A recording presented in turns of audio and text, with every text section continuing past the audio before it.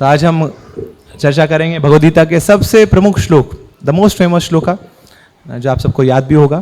तो एक बार उसको दोहराते हैं, मेरे पीछे आप दोहरा सकते हैं।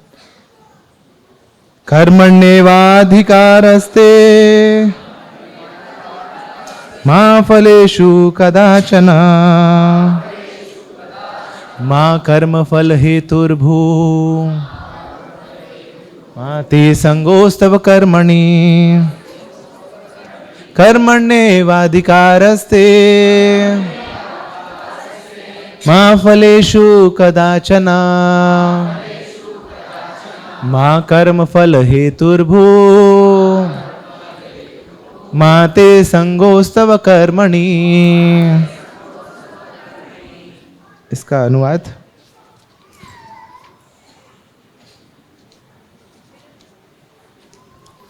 तुम्हें अपना कर्म कर्तव्य करने का अधिकार है, किंतु कर्म के फलों के तुम अधिकारी नहीं हो। तुम्हें न तो कभी अपने आप को अपने कर्मों के फलों का कारण मानो, न ही कर्म न करने में कभी आसक्त हो। तो ये जाना जाता है कर्म करो, फल की इच्छा मत करो।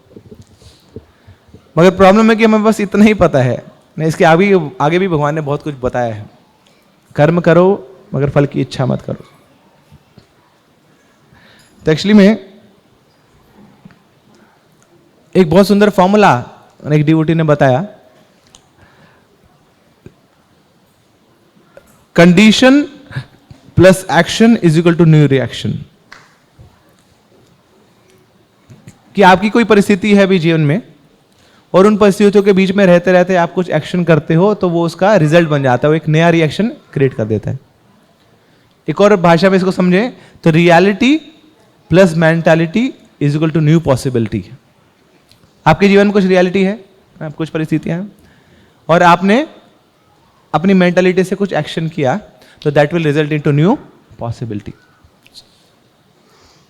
तो याद हो गया formula, condition plus action is equal to new reaction, reality plus mentality is equal to new possibility. तो अब भगवान बोल रहे हैं कि कर्म करो, उस पर दिमाग लगाओ, मगर फल की इच्छा मत करो। मगर कहीं तो दिमाग लगेगा, किस पे दिमाग लगाएं फिर? कर्म तो करना है।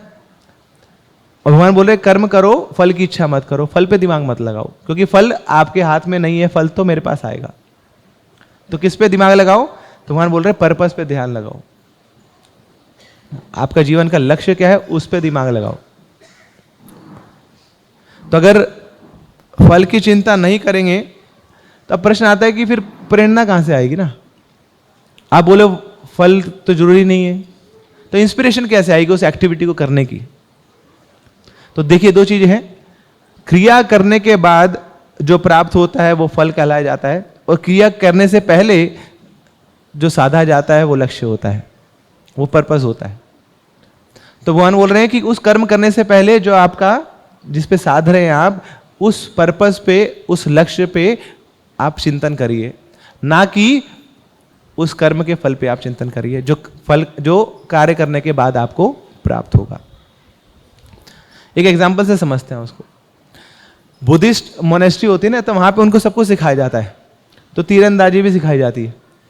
तो कभी आप कोई बुद्धिस्ट मॉन्क की ना, उसको तीरंदाजी करते हुए देख लीजिए, तो तीर मार रहा है वो, तो सामने एक वो गोला सा है ना, जिसमें बड़े सारे गोले हैं। तो पर्पस, गोल क्या है कि बीच में जाके लग जाए वो ना, बुल्सआई।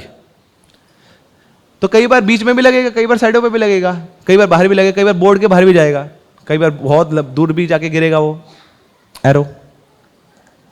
तो अभी आपको जहां पे निशाना साधा जा रहा है, जहां पे वो निशाना लग रहा है, वहां पे मत देखिए, आप उस बुद्धिस्ट मॉन्क के चेहरे पे देखिए। तो जो शक्ल उसकी बनती है जब बुल्सआई होती है, वही शक्ल उसकी बनती है जब वो बाहर लगता है, totally unaffected. This is called कर्मण्येवाधिकारस्ते, कि कर्म करो, फल की चिंता मत करो। मेरा कर्म तो तीर मारना है ना। अब वो तीर कहाँ पे लग रहा है, कैसे लग रहा है, उस पर ज्यादा दिमाग नहीं लगाना। हाँ, बाहर लग रहा है तो मैं दोबारा से प्रैक्टिस करूंगा उस निशाना साधने के लिए। तो ऐसा नहीं होगा कि अगर वो मेरा निशाना लग जाएगा तो I will be very happy, और निशाना नहीं लगेगा तो मेरा जीवन ही बर्बाद हो गया। तो ये भगवान बताना चाह रहे हैं, ये है फल से मुक्त होना, फल से ऊपर उठना। कि कर्म करो वो आपके हाथ में है, मगर फल आपके हाथ में नहीं है। फल तो पे के तो मेरा कंट्रोल है। तो फिर क्या करें? अब फल तो आया उसका, जो आप कर्म करेंगे उसका फल तो मिलेगा। तो फल क्या करें उसको? कहाँ दे? सब्जी मंडी में दे दें ना, मार्केट में, फल मार्केट में। क्या करें? वो फल अर्पित कर दें हम भगवान को, क्योंकि भगवान का ही है। भगवान बोले मेरा कंट्रोल है उस पर। तो जिसका कंट्रोल है उसको दे दो आप। आपने कर्म किया, कर्म का फल किसका है? भगवान का। तो फल आप भगवान को अर्पित कर दो। तो आप बोलेंगे फिर मैं ताली बजाऊंगा, मैं क्या करूंगा? तो भगवान क्या करेंगे? अच्छा, भगवान के पास इतने सारे फल हो गए तो फल भगवान क्या करेंगे फिर ना? इतने सारे फ्रूट्स हो गए तो फ्रूट क्यों बनाएंगे वो? नहीं, क्या करेंगे? उन सारे फ्रूट्स को वापिस आपको प्रसाद के रूप में दे देंगे, मगर अब ज्यादा मात्रा में देंगे। जितना आपने अर्पित किया है उससे कई गुना मात्रा में वो भगवान वो सारे फल आपको वापस दे देंगे, मगर अब शुद्ध रूप में वो फल आपको मिलेंगे। अब कोई बोल सकता है, बोले हमारा बॉस भी तो यही बोलता है ना, काम करो काम करो, प्रमोशन की चिंता मत करो ना। तो बॉस भी यही बोल रहा है, भगवान भी यही बोल रहे हैं, तो फिर डिफरेंस क्या है बॉस में और भगवान में? भगवान भी यही बोल रहे हैं ना, कर्म करो फल की चिंता मत करो। बॉस भी बोलता है बोले प्रमोशन की चिंता क्या कर रहे हो, काम करो तुम अपना। तो फिर डिफरेंस क्या है? तो एक्चुअली में ये जो फल है ये बॉस का नहीं है, ये सुप्रीम बॉस का है। तो उनको अर्पित करेंगे तो हम खुश रहेंगे ना। और जब तक फिर बॉस को ही अर्पित करते रहेंगे फल, बॉस के लिए काम करते रहेंगे, तो हमारी जिंदगी में खुशी नहीं आएगी, संतुष्टि नहीं आएगी। यूपीएससी का पेपर दिया आप लोगों ने, तैयारी करी आप लोगों ने, है ना? तो आज हम आपको भगवद गीता की यूपीएससी बताएंगे क्या है। So ultimately UPSC stands for unaffected peaceful stable concentration. तो ये भगवान इस श्लोक में हमें सिखाना चाह रहे हैं, अनअफेक्टेड पीसफुल स्टेबल कॉन्सेंट्रेशन। तो ये आपने पार कर लिया ना, ये यूपीएससी क्रैक कर दी, दुनिया में कोई ताकत आपको बिगाड़ नहीं सकती, कुछ भी नहीं कर सकती। हर एग्जाम में आप फेल भी हो गए ना, फिर भी यूपीएससी के पेपर में पास हो जाएंगे आप, ये भगवान के यूपीएससी के पेपर में।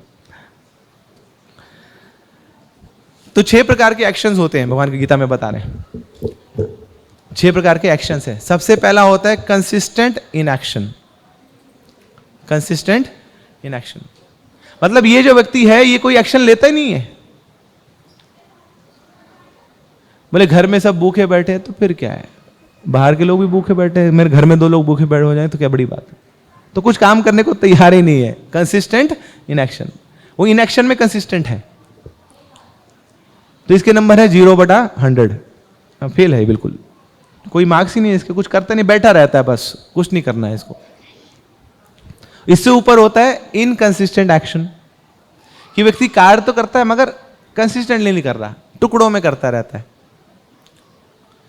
तो जब सब कुछ ठीक चल रहा होता है तो एक्शन ले लेता है, जब चीजें बिगड़ने लग जाती हैं तो फिर भाग भी जाता है, वहां छोड़ छाड़ के दूर हो जाता है। तो इनको बोलते हैं बरसाती मेंढक, कि जब बरसात होती है ना तो ये मेंढक बाहर भी आएंगे, फुदकने लग जाएंगे, और जब बरसात नहीं होगी तो बिलों में छुपे रहेंगे। बोले हमें क्या, दीन दुनिया से क्या लेना है, हम खुश हैं जी, अपने बिल में खुश हैं। तो इन लोगों को मार्क्स मिलते हैं 33/100। पास तो हो गए, काम तो कर रहे हैं, मगर काम इनका कैसा है, इनकंसिस्टेंट है, कि हर 12 महीनों में वैसे इनकी प्रोडक्टिविटी नहीं है। कभी कभी काम कर लेते हैं जब इनको लगता है कि हाँ मुझे करना चाहिए ना, तो आज मौसम अच्छा है जी तो कुछ काम भी कर लेते हैं हम। आज मौसम बिगड़ा हुआ है तो भैया ना, हम अपने रास्ते तुम अपने रास्ते।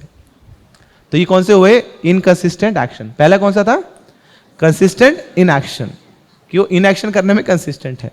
दूसरा इनकंसिस्टेंट एक्शन, कि काम तो करते हैं मगर इनकंसिस्टेंटली करते हैं, रेगुलर नहीं करते। और फिर तीसरे आते हैं ना affected consistent action. Affected consistent action, consistently काम तो कर रहा है मगर अफेक्टेड है बहुत, किससे, परिस्थितियों से, कंडीशन से। तो काम करता रहेगा मगर अंदर किलकिल भी करता रहेगा, जी पू क्या क्या चलता रहेगा उसका। डिस्टर्ब होता रहेगा बेचारा। देखो मेरी कोई सुनता नहीं है, ये है वो है, लगा रहेगा काम करने के लिए। अरे सारे बदतमीज है, ये है वो है, काम करता रहेगा, लगा रहेगा। मैं जो कंपनी छोड़ दूंगा, मैं काम नहीं करूंगा, सब बर्बाद है, काम करता रहेगा। ना कंपनी छोड़ेगा मगर गाली बकता रहेगा। तो ये कौन से हैं? Affected consistent action. अफेक्ट होता है, डिस्टर्ब होते हैं लोग मगर काम नहीं करता। तो बॉस को भी लगता है बोले कहाँ जाएगा एक, इससे काम करा लो, 2-4 गाली तो दे लेगा। तो लेके गया सर एप्लीकेशन, बोले कहाँ है छुट्टी की, कहाँ जाना है? बोले सर जाना है थोड़ा फैमिली के साथ। बोले कैंसिल।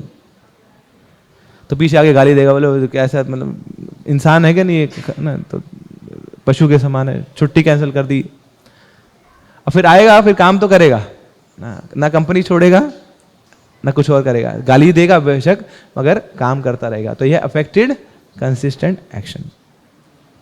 अब कहीं दूर जाने की जरूरत नहीं इसको समझने के लिए, घर में ही होता है ना, पति पत्नी का ऐसे ही चलता है हमेशा, अफेक्टेड कंसिस्टेंट एक्शन। जो भी है घर के अंदर चाय चाय पै सब कर लेंगे मगर घर छोड़ेंगे नहीं। थ्रेटन करते रहेंगे एक दूसरे को मगर घर छोड़ेंगे नहीं। तो पत्नी बोलती है बोले मेरे तो भाग फूट गए उसी दिन जिसे तुम्हारी शादी तय होगी तुम्हारे साथ। कब की छोड़ के चली जाती तुम्हारे, बस ये बच्चे ही तो हैं, इन्हीं के कारण तो भी लगी हूं साथ तुम्हारे। और कब बोल रही है ये? किचन में वो रोटियां बना रही है पति के लिए और बोलते वो सारा वही बोल रही है, कब की छोड़ चुकी होती है तुम्हारे, बस ये बच्चे ना होते ना, इन्हीं के कारण तुम्हारे साथ हूं मैं। उधर पति भी बोलता है बोले मेरे को तो पंडित जी ने पहले ही बता दिया था, बोले बस शादी होने की देर है उसके बाद रंग दिखाएगी, अब देख लो तेवर देख लो तुम्हारे, मेरे ही भाग फूटे थे। कब बोल रहा है ये? जब शॉपिंग पे गए हुए हैं ना, 3 बैग ही साथ में, 3 बैग ही साथ में है और लगा हुआ बोलने के लिए मेरे भाग फूटे हैं। तो क्या है? Affected consistent action. मतलब थ्रेटन करते रहेंगे, गाली देते रहेंगे दूसरे को मगर रहेंगे साथ ही। तो काम करते रहेंगे ना, तो काम करने में तो मन लगता है मगर गाली देने में भी बहुत मन लगता है। तो हमेशा डिस्टर्ब रहते हैं ना, अंदर कोई स्टेबिलिटी नहीं है, कोई शांति नहीं है। मगर भगवान कौन सा क्या बता रहे हैं? बोले हाँ ये सब एक्शन तो ठीक है मगर इससे भी ऊंचा एक एक्शन है, वो है अनअफेक्टेड कंसिस्टेंट एक्शन। अनअफेक्टेड कि काम तो कंसिस्टेंट करना है, कर्म तो करते रहना है मगर उसके बाद जो परिस्थितियां आएंगी उससे आपको अफेक्ट नहीं होना। जैसे कमल का फूल है, उगता कीचड़ में है मगर कमल के फूल के ऊपर कुछ भी ठहर नहीं पाता, चाहे पानी हो चाहे कीचड़ हो, सब बह जाता है और कमल का फूल ऐसे ही बड़ा सुंदर खिलता रहता है। तो ये कौन सा हुआ? Unaffected consistent action. तो जो पहले वाला था अफेक्टेड कंसिस्टेंट एक्शन, उनको मिलते हैं 66 में से 100 में से 66 नंबर, और ये जो है अनअफेक्टेड कंसिस्टेंट, ये 100/100 अनअफेक्टेड है भैया। तो पूरा काम करते हैं, हमेशा करते रहते हैं, ना गाली देते किसी को ना, सब मान लेते हैं अपना ही था भैया, कर्म अपना ही था, काम तो करना ही है ना, लगे तो रहना ही है, तो बाहर किसी को क्या बोले। तो अगले श्लोक में आना 248 में आता है, सिद्ध्यो असिद्ध्यो समो भूत्वा समत्वम योग उच्यते। ना चाहे उनके काम सिद्ध हो या असिद्ध हो, चाहे उनको यश मिले या अपयश मिले, लाभ मिले हानि मिले, मान मिले सम्मान मिले अपमान मिले, वो लगे रहते हैं। अनअफेक्टेड कंसिस्टेंट एक्शन, कंसिस्टेंटली अपने कर्म में लगे रहेंगे बिना परिस्थितियों के, बिना परिस्थितियों के से प्रभावित हुए। तो एक्चुअली में देखिए बड़ी तत्व की बात है, ये जो सक्सेस है और जो फेलियर है ये फाइनल आउटकम नहीं है, ये दोनों सेमीफाइनल है।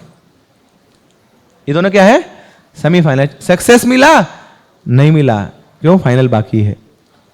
फेलियर मिला, बोले नहीं मिला, अभी फाइनल बाकी है।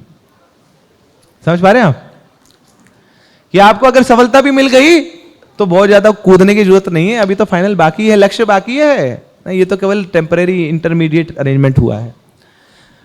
आपको विफलता मिली तो बहुत ज्यादा रोने की जरूरत नहीं है, क्यों? बोले अभी तो फाइनल बाकी है ना, अभी क्यों रो रहा हूं मैं ना, अभी तो मेरा लक्ष्य बाकी है, उस पर दिमाग लगाना है ना, तो अभी मैं हार नहीं मानूंगा, अभी मैं हारा ही नहीं हूं, I am not a failure at all. ये तो इंटरमीडिएट था ना, ये तो इंटरमीडिएट था, अभी तो मेरा फाइनल बाकी है। अब बताइए फाइनल को ढीला ढाला खेला जाता है क्या? फाइनल को ढीला ढाला खेला जाता है या जोर लगा के खेला जाता है? फाइनल को जोर लगा के खेला जाता है या पूरे जान लगा के खेला जाता है? तभी तो फाइनल बाकी है। तभी कैसे मैं जान लगाना छोड़ दूं, अभी कैसे मैं जोर लगाना छोड़ दूं, अभी तो फाइनल बाकी है। तो ऐसी जब इस नजरिए से हमारे साथ जो घट रहा है उनको हम देखेंगे तो कभी हार नहीं मानेंगे। क्यों? कभी तो फाइनल बाकी है। नहीं तो सब सेमीफाइनल चल रहे हैं, बड़े भगवान बड़े सारे सेमीफाइनल खिलाए जा रहे हैं। कई बार होता है ना 16 सेमीफाइनल होते हैं ना, इनसे जो जीतेगा इनसे जीतेगा, इनसे फिर उनका खिलाएंगे उनका खिलाएंगे, फिर फाइनल जाके कोई फाइनल में जीतता है। तो ऐसा क्यों? क्योंकि जो कंडीशन है वो आपके हाथ में नहीं है। आपके हाथ में क्या है? सिर्फ एक्शन आपके हाथ में है। और जितना अच्छा एक्शन होगा उतना ज्यादा अच्छी पॉसिबिलिटी होगी न्यू एक्शन बनने की। जितना अच्छा आपका एक्शन होगा उतना ज्यादा न्यू एक्शन के अच्छे होने की पॉसिबिलिटी रहेगी। तो रियलिटी को आप बदल नहीं सकते और आपके हाथ में आपकी केवल मेंटालिटी है। तो जितनी अच्छी आपकी मेंटालिटी होगी और जो भी आपकी रियलिटी है उस रियलिटी में भी आप अपनी मेंटालिटी से एक न्यू पॉसिबिलिटी क्रिएट कर सकते हैं। तो ये भगवान इस गीता में के श्लोक में हमें बताना चाह रहे हैं। तो कर्म करोगे तो हो सकता है फल मिले और हो सकता है फल ना मिले, पर अगर कर्म नहीं किया तो ये तो पक्का है कि कोई फल मिलने वाला नहीं है। तो इसलिए भगवान साथ साथ हमें ये भी ना कॉशन कर रहे हैं कि ये ना हो कि आप कर्म ही मत करें। कोई बोले अरे कर्म कर रहा हूं मैं और आप बोल रहे फल नहीं मिलेगा तो मैं फिर कर्म ही क्यों करूं? कर्मण्येवाधिकारस्ते मां फलेषु कदाचन मां कर्म फल हेतुर्भू माते संगोस्तव अकर्मणि। ऐसा भी ना हो कि आप अकर्म में फंस जाएं कि कुछ कर्म ही ना करें। कर्म तो करना है मगर उसके फ्रूट से आपको डिटैच होना पड़ेगा, क्योंकि जब तक फलों से आपकी आसक्ति रहेगी, फलों से आकर्षण रहेगा, तब तक आप कर्म बंधन में फंसते रहेंगे। तो फल पे गौर करने का लाभ किसी को नहीं मिला। बात सही है क्या नहीं? फल पे गौर करने का लाभ किसी को मिला? किसी एक बंदे को मिला, न्यूटन को मिला। तो फल पे गौर कर रहा था वो टन, तो फल पे गौर किया, उसको तो लाभ मिल गया, मगर हमको कोई लाभ मिलने वाला है नहीं, क्योंकि हमारे सारे फल निष्फल हो जाएंगे तब अगर फल पे ही गौर करते रहे तो हमें फल का क्या करना है? फल जहां से आया है उसको अर्पित कर देना, उसको दे देना है। इसलिए फल से बहुत ज्यादा आशाएं मत रखिए। Why? Because expectation is directly proportional to frustration. कि जितनी ज्यादा आशाएं रहेंगी, जितनी ज्यादा इच्छाएं रहेंगी, उतनी ज्यादा ही फ्रस्ट्रेशन बढ़ने वाली है लाइफ में। तो जितनी ज्यादा एक्सपेक्टेशन है उतनी ज्यादा फ्रस्ट्रेशन है, क्योंकि रिजल्ट वैसा मिलता नहीं है जैसा हम चाहते हैं। और जब वैसी इच्छाएं पूरी नहीं होंगी तो क्या आएगा? फ्रस्ट्रेशन ही तो आएगा, डिप्रेशन ही तो आएगा। तो क्योंकि फल मेरे हाथ में नहीं है, तो जो मेरे हाथ में नहीं उस पर दिमाग क्यों लगाऊं? दिमाग वहां लगाऊं, एनर्जी वहां लगाऊं जो मेरे हाथ में है। तो ये फोर्थ कॉन्शियसनेस है ना। रिवाइज करें एक बार। सबसे पहले कौन सी है? Consistent inaction. वो व्यक्ति जो कंसिस्टेंटली कोई काम करता नहीं है, 0/100। दूसरा इनकंसिस्टेंट एक्शन, काम तो करता है मगर रेगुलरली नहीं करता है, तो 33/100। थर्ड अफेक्टेड कंसिस्टेंट एक्शन, लगा रहेगा गाली देता रहेगा, तो अफेक्टेड कंसिस्टेंट एक्शन। अफेक्ट होता है, उसको डिस्टर्बेंस होती है। और फिर फोर्थ भगवान गीता में बता रहे हैं अनअफेक्टेड कंसिस्टेंट एक्शन, कि कंसिस्टेंटली लगा है, गाली देने का मन भी कर रहा है मगर देता नहीं है। बोले छोड़िए, ऐसा मेरा ही कर्म है, तो मुझे कर्म तो करना ही है और मुझे किसी को ब्लेम भी नहीं करना है, कोई कंप्लेंट भी नहीं रखनी है। तो अनअफेक्टेड कंसिस्टेंट एक्शन। तो इसके कितने मार्क्स आ गए? 100/100। मगर मेटीरियल लाइफ तो यहां खत्म हो जाती है। मगर भगवान बोलते हैं हम तो स्पिरिचुअल लाइफ में है ना, हमें तो आपको ऊपर उठाना है। तो मेटीरियल लाइफ में एक पेपर 100 मार्क्स का है तो मैक्सिमम कितने ला सकते हैं आप? कृष्ण बोलते बोले 100 से ऊपर भी ला सकते हैं आप, मगर वो स्पिरिचुअल लाइफ है। तो यहां मेटीरियल लाइफ खत्म है, बोले अनअफेक्टेड कंसिस्टेंट एक्शन। अब भगवान बोल रहे हैं मेरे स्पिरिचुअल गांव में भी, वहां पे भी यूपीएससी होती है, तो वहां आ जाओ। वहां पे चाहिए 5वीं चेतना, that is UPSC, unaffected peaceful stable concentration. तो इनके एक्शन कैसे होते हैं? Unaffected peaceful consistent action. तो केवल अनअफेक्टेड कंसिस्टेंट एक्शन नहीं है इनके, अनअफेक्टेड पीसफुल, मन बड़ा शांत है। एक होता है गुस्सा को रोक देना और एक होता है गुस्सा ना आना। तो ये 5वीं स्टेज है। इन लोगों को डिस्टर्बेंस होती नहीं है, इन लोगों को क्रोध आता नहीं है, इन लोगों को कोई फीलिंग नहीं होती कि वो इनके साथ कुछ गलत कर रहा है। Unaffected peaceful consistent action. तो जैसे ये चेतना थी शबरी की, तो शबरी मैया, गुरुजी चले गए हैं, धाम जा रहे हैं, सारे शिष्यों को साथ लेके एक वाहन आया है भगवान का, सबको वाहन पे बिठा के गुरुजी ले जा रहे हैं, मतंग मुनि। तो शबरी पूछती है, अरे मेरा नंबर कब आएगा? गुरुजी बोलते हैं अभी तुम्हारा समय है, थोड़ा और भजन करो और सेवा करो, हमें तो भगवान के धाम जाना पड़ रहा है, मगर भगवान तेरे धाम आएंगे शबरी, तेरे पास आएंगे वो। तो शबरी क्या करती थी, हर रोज सुबह उठती थी, गुरुजी के वचन पे इतनी श्रद्धा थी ना। अब देख लिए ये कि कितना मुश्किल है, जिन आसपास जिसके साथ रहती थी, जिनकी सेवा करती थी, सब चले गए, but she was totally unaffected and she was very peaceful. और सिर्फ यह नहीं कि अनअफेक्टेड है, पीसफुल है, she was having consistent action. क्या करती थी, हर रोज सुबह उठ जाती थी, ब्रह्म मुहूर्त से पहले स्नान करती थी, वहां पुष्प तोड़ के आती थी, बड़े सारे फूल तोड़ती थी वो, और जो सारी रोड है उस पर वो फूल बिछा देती थी। क्यों? राम आएंगे ना, मेरे आएंगे राम। तो ये जो गाना था, ये भगवान के आने के बाद नहीं गाया शबरी ने, हर रोज गाती थी, मेरे झोपड़ी के भाग आज जग जाएंगे, राम आएंगे। तो हर रोज मेरे भाग जगने वाले हैं। तो हर रोज वो उसको सजाती थी, उस सड़क को सजाती थी, और फिर आरती की थाली सजाती थी। राम आएंगे तो क्या करूंगी, आरती उतारूंगी ना, और आएंगे तो कुछ खिलाऊंगी भी तो सही, तो फल भी लेके आती थी। तो हर रोज की दिनचर्या थी शबरी की। और शाम हो जाती थी, रात हो जाती थी, राम तो आए नहीं, फिर क्या होगा? नहीं आए तो नहीं आए, राम तो आएंगे, गुरुजी ने बोला है। तो अगले दिन फिर सुबह उठती थी, स्नान करती थी, श्रृंगार करती थी ना, फूलों को तोड़ती थी और पूरी सड़क सजा देती थी, राम आएंगे। तो totally unaffected peaceful consistent action, बिल्कुल शांत थी। एक दिन भी उसके हृदय में ऐसा भाव नहीं आया कि अरे तो सब झूठ बोलते हैं, खुद तो चले गए, मुझे यहां छोड़ गए, बोले राम आएंगे राम आएंगे। कहां है राम? सालों बीत गए, और शी वॉज टोटली पीसफुल। तो कंडीशन कुछ भी हो, जब कंसिस्टेंट एक्शन होता है आपका, तो न्यू रिएक्शन भी आपके फेवर में हो जाती है। ये भगवान गीता में बता रहे हैं कि कंडीशन कुछ भी हो, आपका एक्शन इतना भारी है, इतना कंसिस्टेंट है, आप उस कंडीशन से प्रभावित नहीं है, तो जो डेस्टिनी है उसको, आपकी न्यू रिएक्शन को आपके फेवर में लाना पड़ेगा। ये गीता बोल रही है। तो unaffected peaceful consistent action. Bhagirath Maharaj, उनकी बहुत तीव्र इच्छा थी कि मेरे जो पूर्वज हैं उनका उद्धार हो जाए।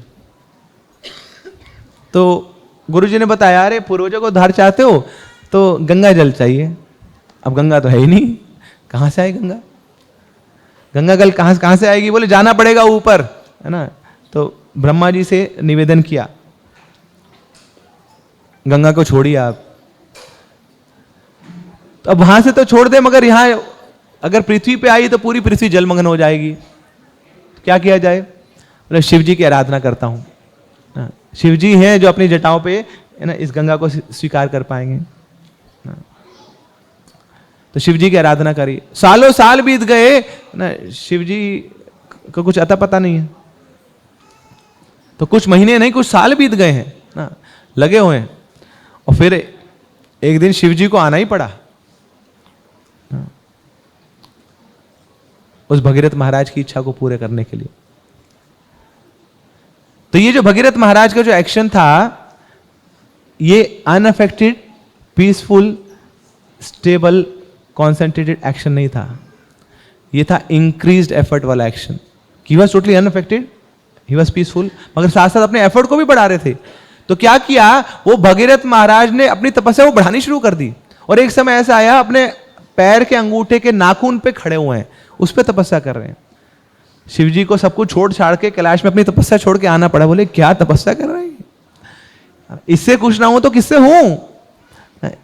तो शिव जी भी ऐसे आकृष्ट हो चले उस तपस्या से।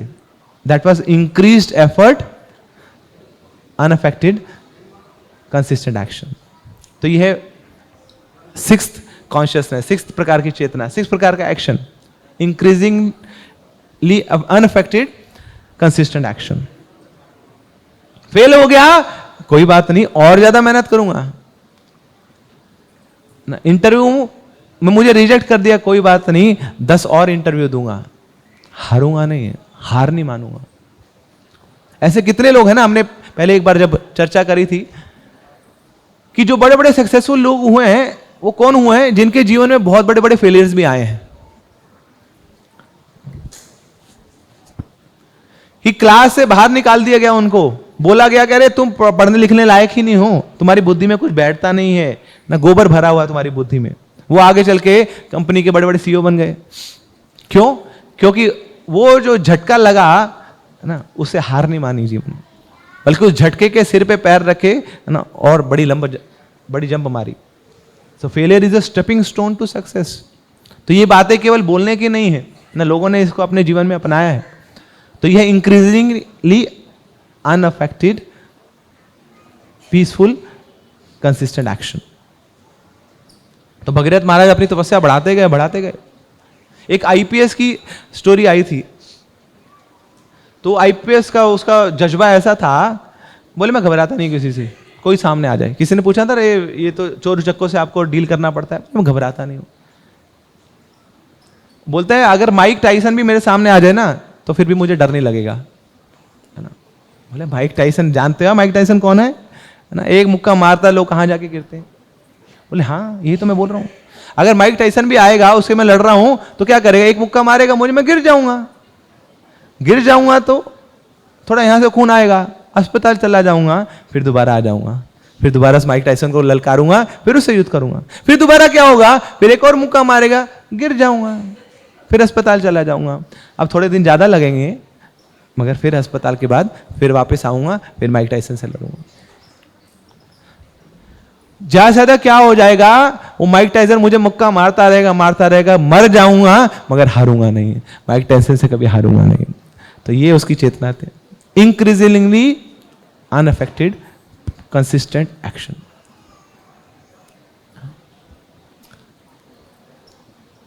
एक किसी ने डेफिनेशन बताई, what is failure, who are failure people ना। अनसक्सेसफुल लोग कौन है, those who give up too soon they are unsuccessful people. जो बड़ी जल्दी हार मान लेते हैं ना, बोले भैया हमसे तो हो नहीं पाएगा, जिंदगी बड़ी झेल है ना, गड़बड़ उजाला है, तो ऐसे लोग ही वो फेलियर है। मगर जो डटे रहते हैं, लगे रहते हैं ना, तो सामने भगवान को भी आना पड़ता है ना। प्रहलाद महाराज के सामने आए ना भगवान, पिताजी ने कितना कुछ कर लिया उसको मारने को, मगर Prahlad was totally unaffected, peaceful और इंक्रीजिंग एफर्ट ना। भगवान के लिए और ज्यादा तपस्या करते थे, भगवान का और ज्यादा प्रचार करते थे वो। जब भी पूछते थे पिताजी बताओ कौन है विष्णु, है ना, तो पिताजी का नाम नहीं लेते थे, विष्णु को याद करते थे। तो हिरण्यकशिपु ने एक बार सोचा, बोले इसको तो जला देता हूं, खत्म कर देता हूं इसको।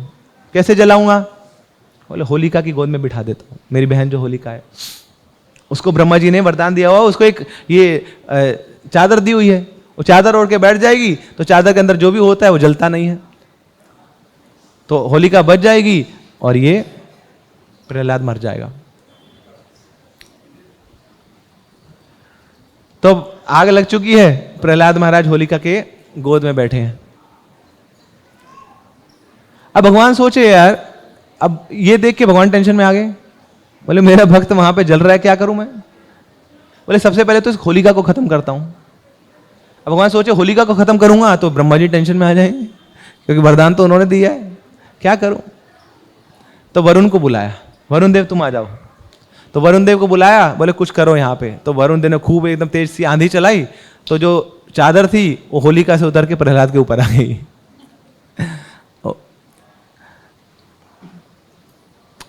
तो अब ये देख के ब्रह्मा जी टेंशन में आ गए, ये क्या चल रहा है ये। तो इस प्रकार भगवान ने उस प्रहलाद की भी रक्षा उनको करनी पड़ी।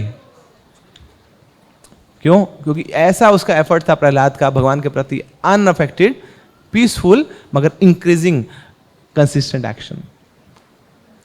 तो हर कोई झटका लगता था, उस झटके से वो गिरते नहीं थे, उस झटके से ना भगवान के प्रति प्रीति और श्रद्धा और बढ़ जाती थी। बोले भगवान आप ही टेस्ट कर रहे हो, मुझे पता है। किसकी हिम्मत है जो आपके भक्तों से परीक्षा ले पाए? आप ही कर सकते हैं ऐसा। तो मुझे पता है अगर मेरे जीवन में कुछ भी घटना घट रही है, आप उसको देख रहे हैं, आपसे कुछ अनदेखा नहीं है, तो इसलिए मुझे कोई डर नहीं है प्रभु। तो जिस दिन ना जो हम लोगों का कर्म को हम एंजॉय करने लग जाएंगे ना, तो फल आए या ना आए उसकी चिंता खत्म हो जाएगी। हम लोग क्या करते हैं, फल में बहुत चिंता कर लेते हैं और जब कर्म करना होता है उसमें रोते रहते हैं। मगर भगवान बोल रहे हैं, उल्टा बोल रहे हैं, बोले कर्म को एंजॉय करो ना, जिसके लिए मैंने तुम्हें जीवन दिया है, प्राण दिए हैं, यू एंजॉय दैट कर्मा, और जो उसका फल मिलेगा है ना, उसकी चिंता अपने आप ही खत्म हो जाएगी जब कर्म को ही अपना धर्म मान लोगे।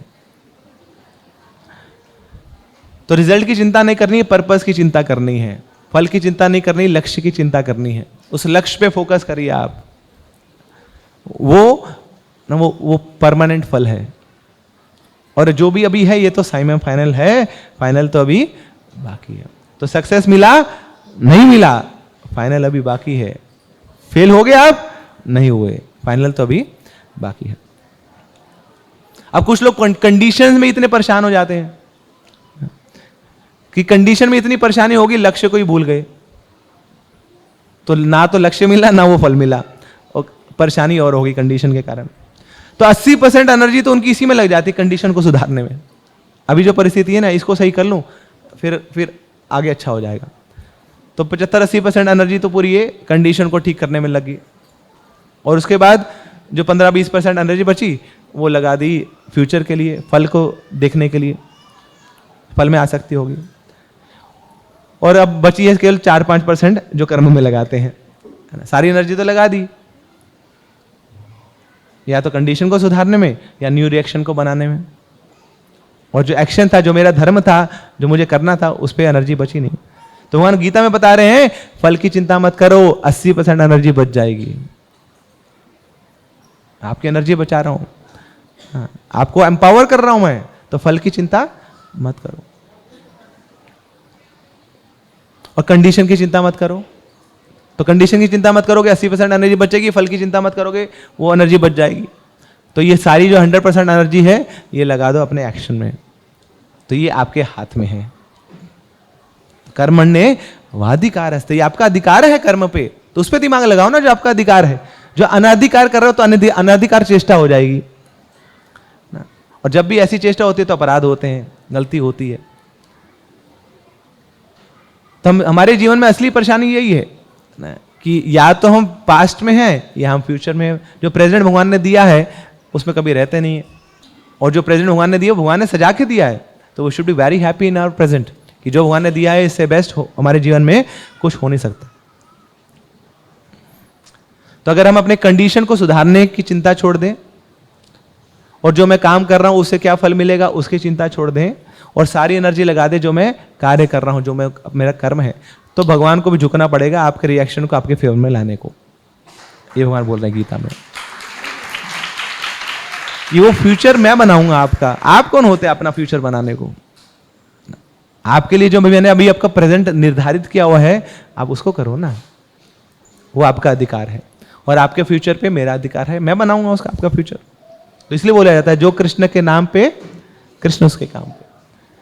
हम अपना प्रेजेंट दे रहे हैं कृष्ण के लिए, तो कृष्ण हमारा फ्यूचर बनाएंगे, और जो अपने काम पे कृष्ण अपने धाम पे। तो हम अपने में लगे हुए, तो भगवान भी बोले मैं भी अपने में लगाऊं। So you go your way, I go my way. तो ये फॉर्मूला भगवान हमें दे रहे हैं यहां पर। एक शास्त्रों में राजा हरिश्चंद्र की कथा आती है। विश्वामित्र जी को पता लग गया कि ये जो है ना हरिश्चंद्र, सत्यवादी राजा हरिश्चंद्र, जो ये सत्य वचन दे देते हैं उसको पूरा करते हैं। प्राण जाए पर वचन न जाए। बोले अच्छा, टेस्ट करता हूं मैं, ऐसा कौन सा ना इमाई का लाल हो गया कि एक बार बोल दिया तो अपनी बात मान लेता है, अभी टेस्ट करता हूं। तो स्वप्न में राजा हरिश्चंद्र के विश्वामित्र मुनि आए और उनसे बहुत सारी धन संपत्ति मांग ली उन्होंने, और राजा हरिश्चंद्र ने सब कुछ दे दिया। और अगले दिन सुबह जब आंख खुली तो देखा विश्वामित्र मुनि सामने खड़े हैं। बोले आप तो सपने में आए थे। बोले अब सामने आ गया। बोले मुनिवर बताइए क्या चाहिए आपको। बोले दे दो अपनी सारी धन संपत्ति, आप मुझे दे दो, अपना साम्राज्य मुझे, सॉरी अपना साम्राज्य मुझे दे दो। तो कोई दूसरा भाव हरिश्चंद्र के दिमाग में आया नहीं। बोले मुनिवर सामने हैं और मैं इनको वचन दे चुका हूं अपने स्वप्न में ही, अभी कैसे पीछे हट सकता हूं। तो अपना सारा साम्राज्य उन्होंने विश्वामित्र मुनि को दे दिया। अब विश्वामित्र मुनि बोले क्या रे, बस इतना ही अपना साम्राज्य दोगे, कुछ और नहीं दोगे? मुनि आया तुम्हारे घर। बोले और क्या चाहिए आपको? बोले तुम्हारे उसमें खजाने में जो सोने की मुद्रा है वो भी दे दो। बोले साम्राज्य दे दिया, सोने की मुद्रा ये तो बड़ी छोटी चीज है। तो उसी समय अपने मंत्री को बुलाते हैं हरिश्चंद्र। बोले जाओ जाओ और खजाने से सारी सोने की मुद्राएं भी ले आओ।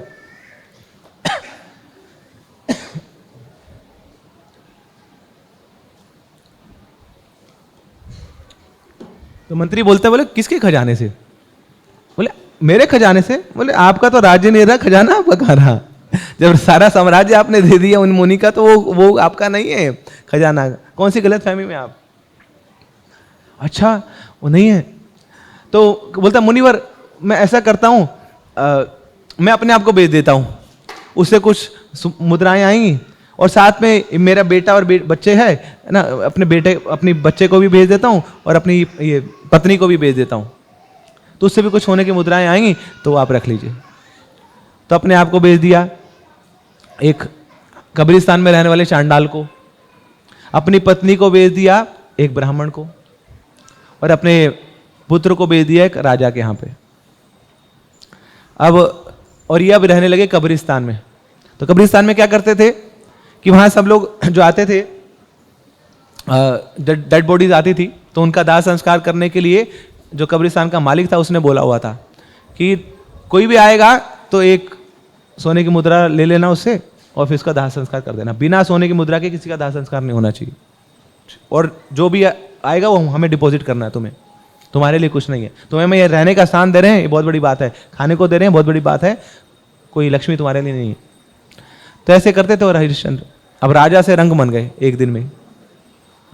अब हुआ क्या कि जो उस हरिश्चंद्र का पुत्र था जो राजा के यहाँ रह रहा था, वहां पर रहता था, तो अब एक कुंवर की तरह ही रहता था, राजकुमार की तरह।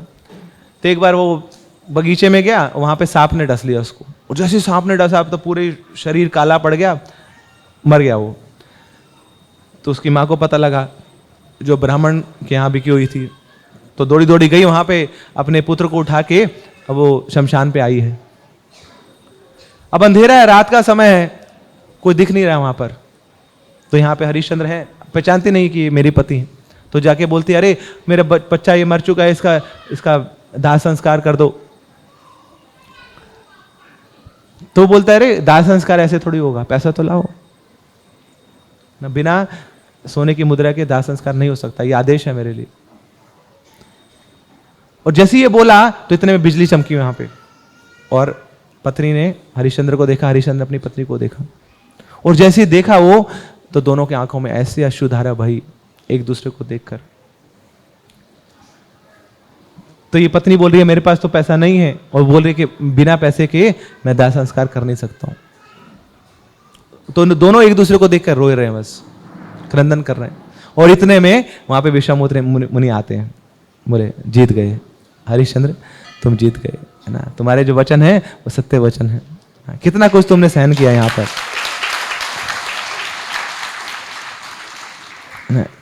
तो ऐसे ना लोगों के लिए तो भगवान को भी आना पड़ता है। तो तुरंत विश्वामित्र मुनि ने उसको पुनर्जीवित किया, उनके पुत्र को, और वो परिवार पुनः वापिस आ। तो ये totally unaffected, peaceful, increasing consistent action, पूरा परिस्थितियों से परे है। जब राजा थे तब भी वो हरिश्चंद्र थे, जब रंक बने तब भी हरिश्चंद्र रहे। तो बड़े बड़े ना भगवान के गुरु आए उनके सामने और उनकी जय जयकार कर रहे हैं। तो ये भगवान बोल रहे हैं कि ऐसा महिमा मंडित हो जाता है वो व्यक्ति जिसकी इस प्रकार की चेतना होती है। कौन सी चेतना? जो यूपीएससी में पास होता है, भगवान के स्पिरिचुअल लाइफ की यूपीएससी में, अनअफेक्टेड, पीसफुल, कंसिस्टेंट एक्शन। तो ऐसे लोगों को मिलते हैं marks 150 out of 100, 150 out of 100, मतलब 100 में से 150 मार्क्स ले आए लोग, क्योंकि टोटली अनअफेक्टेड है, पीसफुल। मगर इससे ऊपर चेतना है ना, जो भगवान बोल रहे हैं कि हाँ, अगर कोई मेरा भक्त हो तो ऐसा हो। कैसा हो? वो प्रहलाद जैसा हो, वो भगीरथ जैसा हो, है ना, increasingly unaffected, peaceful, consistent action. तो ऐसे लोगों को मिलते हैं अनलिमिटेड आउट ऑफ 100। भगवान बोलते हैं ऐसे लोग तो मेरे पास ही रहते हैं, ये तो आनंद के सागर में हमेशा डूबे रहते हैं, इनके तुम क्या मार्क्स लगाओगे, है ना, तुम्हारे पास तो गिनती नहीं है कि इनके तुम नंबर काउंट कर पाओ। नहीं, इनके नंबर तो मैं लगाता हूं, अपने हृदय में बसाता हूं, उनको काउंट करो इनके नंबर, है ना। तो ऐसे चेतना भगवान के भक्तों की होती है। तो भगवान बोल रहे हैं कि हाँ, कर्म पे आपका अधिकार है, मगर वो जो फल है उस पे आपका अधिकार नहीं हो, वो फल मेरा है। तो आप क्या करते रहो, आपका जो अधिकार है उस कर्म को कंसिस्टेंटली करते रहो, परिस्थितियों पे निर्भर मत हो, लोगों पे निर्भर मत हो।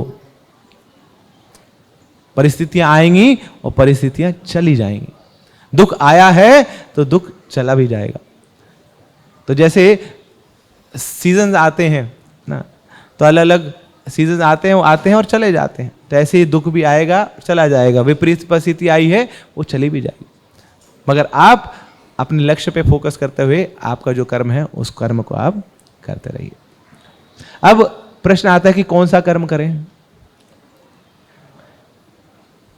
लोग बोलते कर्म ही पूजा है। तो क्या हर कर्म पूजा है? तो जो कसाई है वो बोलता अरे ये जो मांस काटना है ना, ये पशुओं को मारना है, ये मेरी पूजा है, क्योंकि मांस को काटता हूं, उसको बेचता हूं, उससे पैसा आता है, मेरे बच्चों का पेट उससे पलता है, तो ये कर्म ही पूजा है। तो क्या हर कर्म पूजा है? नहीं। तो वहां गीता में बड़ा बड़ा सुंदर बताते हैं ना, गीता तो नहीं, गीता महात्म्य में, एको शास्त्रम देवकी पुत्र गीतम, एको देवो देवकी पुत्र एवो, एको मंत्रस्य तस्य नामानि यानि, कर्मापि एकम तस्य देवस्य सेवा। एको देवो देवकी पुत्र, देव तो एक ही है। कौन है वो? ये जो देवकी नंदन है, ये जो यशोदानंदन है, ये जो नंदन नंदन है, यही देवता है सबका। ईश्वर परमा कृष्ण सच्चिदानंद विग्रह अनादिरादिर गोविंद सर्व कारण कारणम, सबके कारण के कारण यही है। एकलह ईश्वर कृष्ण आर सब भृत्य, ईश्वर तो केवल एक ही है, वो ही कृष्ण। तो एको देवो देवकी पुत्र एवो। और आगे एक ही शास्त्र है, एकम शास्त्रम देवकी पुत्र गीतम। ये जो देवकी पुत्र ने जो गीत गाया है, ये जो गीता है, जो भगवत गीता है, ये जो श्रीमद् भागवतम है, ही एकमात्र ग्रंथ है जो पढ़ने लायक है। एको मंत्र से, और मंत्र भी एक ही है। कौन सा? तस्य नामानि यानि, इनका जो नाम है हरे कृष्णा कृष्णा कृष्णा हरे हरे, हरे राम हरे राम। तो एको मंत्र से तस्य नामानि यानि। और ऐसे ही कर्म भी एक ही है, और वो क्या है? कर्मापि एकम तस्य देवस्य सेवा। ये जो देव है, देवकी नंदन, जिनके गीता बोली है ना, जिनके नामों का उच्चारण करते हैं, इन देव की सेवा करना ही एकमात्र कर्म है हम लोगों का। तो हाँ, शरीर का तो कर्म है, वो करिए, शरीर का पालन करने के लिए ना, जो जॉब पे जाते हैं, हम काम करते हैं, वो करिए, वो शरीर का कर्म है। मगर एक कर्म तो हमारा भी है, मैं जो आत्मा हूं, और वो आत्मा का कर्म क्या है? वो जो परमात्मा है, वो जो भगवान है, उनके नामों का उच्चारण करना, उनकी सेवा करना, ये मेरा असली कर्म है। That is my top most priority. तो उस कर्म को भी मुझे भूलना नहीं है। तो इसलिए जीवन के किसी भी मोड़ पे क्यों ना हो ना, किसी भी परिस्थिति में क्यों ना हो, मगर हर समय में भक्ति जो है, जो हमारा भगवान के प्रति सेवा है, वो कभी छूटनी नहीं चाहिए। तो ये भगवान बता रहे हैं। और वो भक्ति क्या होनी चाहिए? Increasingly unaffected, peaceful, consistent action. ये नहीं कि बुखार हुआ तो सबसे पहले माला छोड़ दी, ले जी क्यों नहीं कर रहे माला? अरे बुखार है ना। कितना बुखार? 99। मतलब 102 होने के वेट भी नहीं करते, 99 छोड़ दी माला। तो भगवान बोल रहे हैं कि अरे जब दुख आए तो बढ़ाओ अपने हरि नाम को, और बढ़ाओ, कष्ट आए तो और बढ़ाओ। तो यह है इंक्रीजिंगली अनअफेक्टेड, परिस्थितियों पर निर्भर नहीं होनी चाहिए हमारी भक्ति ना। भक्ति एब्सोल्यूट है नहीं, हमारी गुरु के प्रति सेवा है, कृष्ण के प्रति हमारा समर्पण है, तो ये कभी छूटनी नहीं चाहिए। ये परिस्थितियों पे निर्भर नहीं होनी चाहिए। तो हमें दूसरों की परिस्थितियों पे तो बात छोड़िए, हमें अपने मूड पे निर्भर हो जाते हैं हम लोग। बोले माला को नहीं करो, मूड नहीं है, आज नहीं करना, मन नहीं करनी माला, ये क्या बात हुई?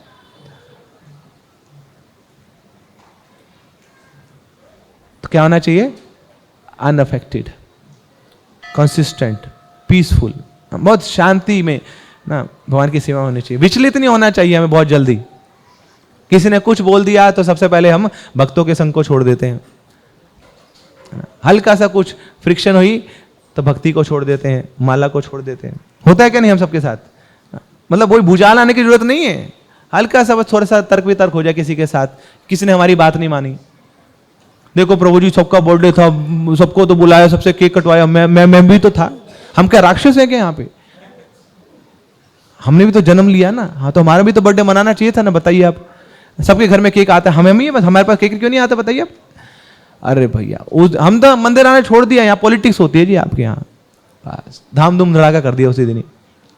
अरे भैया जन्मों जन्मों बाद ये भक्ति मिली थी, ये मनुष्य जीवन मिला था, ब्रह्मांड भ्रमित कोनो भाग्यवान जीव, और बस एक केक के चक्कर में, एक माला के चक्कर में वो भगवान को ही छोड़ दिया आपने। वो भगवान ना जो अपने हाथों से आपको माला पहनाना चाहते थे, अपने हृदय के पास रहना चाहते थे ना, कुछ मान सम्मान के लिए उन भगवान का त्याग कर दिया हमने। सोचिए, तो ये अहंकार ही है जो बाधा है हमारे बीच में, भगवान और हमारे बीच में। तो एक खुद ही पर्दा है ना उसके दीदार के लिए ना। तो और कोई है नहीं हमारे और भगवान के बीच में नहीं, ये हमारी खुद ही, हमारा अहंकार ही आ जाता है जो वहां से बहुत दूर ले जाता है हमें। ये तो भगवान तो हमेशा नजदीक खड़े ना, उस कुंती देवी के साथ खड़े हैं, उस द्रौपदी के साथ खड़े हैं, उस उत्तरा के हमेशा साथ खड़े हैं। जो कृष्ण का नाम पुकारता है भगवान बोलते हैं मैं पीछे खड़ा हूं तुम्हारे। अगर बार बार अपना अहम ले आते हैं भगवान और अपने बीच में, तो सबसे पहले हम क्या छोड़ते हैं? अपना कर्म छोड़ देते हैं। भगवान वही बोल रहे हैं कर्मण्ये वाधिकारस्ते, फल पे मत जाओ, कर्म करो। और ऐसा भी ना हो कि फल को तो त्याग दिया तुमने, कर्म को भी त्याग दिया। अकर्मणी माते संगोस्तव अकर्मणी, अकर्म में भी तुम्हारा मन ना लगने लग जाए, ऐसा भी ना हो जाए ना, तो आलसी हो जाओगे ना। तो कर्म तो करना पड़ेगा और फल मुझ पे छोड़ दो। और जो फल हो गए बड़ी सुंदर फ्रूट चाट बना के वापस वो सारे फल एज इट इज, बल्कि भारी भरपूर मात्रा में मैं तुम्हें वापस देने वाला हूं, वो फल तुम्हारे ही हैं। तो मां शुचा। ग्रंथराज श्रीमद् भगवद गीता की, श्रील प्रभुपाद की। हरे कृष्ण।